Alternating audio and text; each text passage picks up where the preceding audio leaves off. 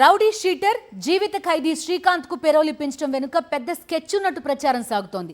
శ్రీకాంత్ జైల్లో ఉంటూనే కూటమి నేతల కోసం సెటిల్మెంట్స్ చేసేవాడు. ఏదో పెద్ద వ్యవహారమే ఉన్నందున పెద్దలంతా కలిసి పెరోల్ ఇప్పించారని చర్చ నడుస్తోంది. అయితే పెరోల్ వెనుక పెద్దలున్నట్టు బయటపడడంతో అందరూ కన్నంలా దొంగల్లా బెదిరిపోతున్నారు. వ్రతం చెడింది, ఫలితం దక్కలేదు అన్నట్టుగా అల్లాడిపోతున్నారు. అసలేం జరిగిందో చూద్దాం.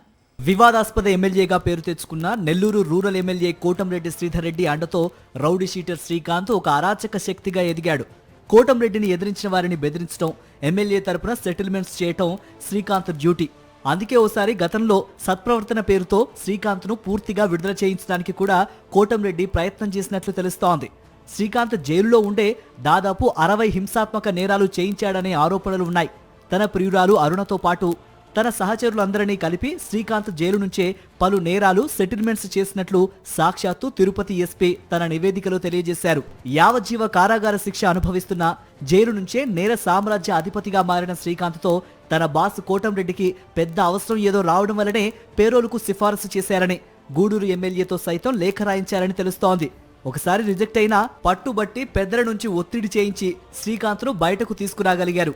బయటకు రాగానే తన గ్యాంగ్తో మీటింగ్ పెట్టుకున్న శ్రీకాంత్ తన బాస్ అయిన రూరల్ ఎమ్మెల్యే ఆదేశాలు వారికి వివరించి తాను తిరిగి జైలుకు వెళ్లినా ఈ పనులేవీ ఆగడానికి వీల్లేదని శాసించినట్లు తెలుస్తోంది.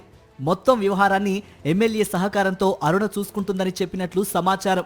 శ్రీకాంత్ అరుణ తీరుతో అతని గ్యాంగులోని ఇతర సభ్యులకు విభేదాలు ప్రారంభమయ్యాయని, జైలులో ఉన్న శ్రీకాంత్ తమను శాసించడం ఏంటి, ఎమ్మెల్యే శ్రీకాంత్కు ఎందుకు అంత విలువ ఇస్తున్నాడని గ్యాంగ్ సభ్యులంతా చర్చించుకున్నట్లు సమాచారం. అందుకే శ్రీకాంత్ పేరోల్ వెనుక జరిగిన వ్యవహారాలన్నీ బయట పెట్టినట్లు చెబుతున్నారు. ఇలా పేరోల్ వ్యవహారం బయటకు పొక్కడం, ఎమ్మెల్యేలు, హోంమంత్రి, సీనియర్ ఐఏఎస్ ఒకరు ఇందులో ఉన్నట్లు తెలియడంతో మొత్తంగా అల్లరిపాలై శ్రీకాంత్ పేరోల్ రద్దయింది. తప్పనిసరి పరిస్థితుల్లో శ్రీకాంత్ గ్యాంగ్ వ్యవహారాలు, అతని నేర సామ్రాజ్యంపై విచారణ మొదలైంది.